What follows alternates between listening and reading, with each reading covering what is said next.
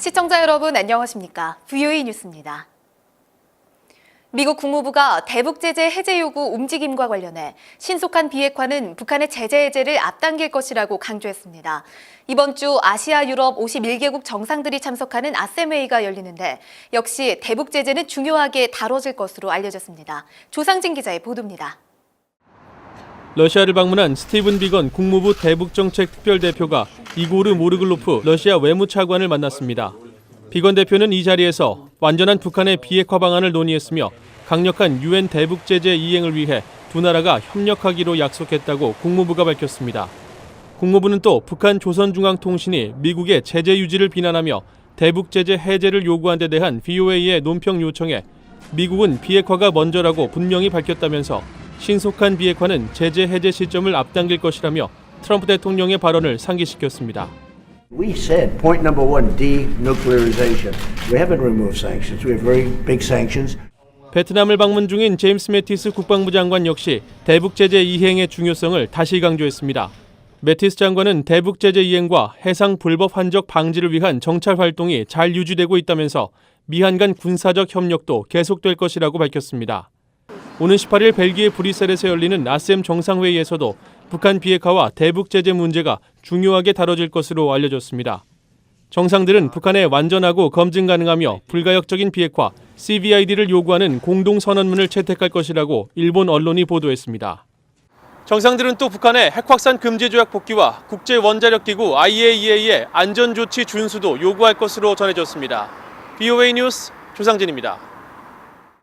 라트비아가 북한과 연루된 기업과 금융거래를 한 의혹으로 자국은행들을 조사하고 있는 것으로 전해졌습니다. 라트비아 금융당국은 북한과 연관돼 미국 제재 대상에 오른 터키의 시아팔콘사와 자국은행들이 어떤 업무를 해왔는지 조사할 것이라고 밝혔다고 블룸버그 통신이 보도했습니다. 발트 3국 중 하나인 라트비아에서는 올해 초 ABLV 은행이 북한 연루기업의 돈 세탁을 지원한 혐의로 미국 재무부의 제재를 받고 2주 만에 파산한 바 있습니다. 한국 정부가 탈북민 출신 기자를 남북 고위급 회담 취재에서 배제하자 국제적인 비판이 일고 있습니다. 국제언론인협회는 언론 자유에 대한 중대 위반이라며 문재인 대통령에게 항의 서한을 보냈고 유엔도 이번 사태에 대해 우려를 나타냈습니다. 조은정 기자입니다.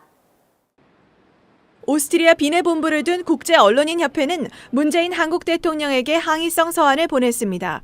국제언론인협회의 라비 프라사드 국장은 VOA와의 인터뷰를 통해 탈북민 출신 기자를 지난 15일 남북 고위급 회담 취재에서 배제한 것은 언론 자유에 대한 중대한 위반이라고 지적했습니다.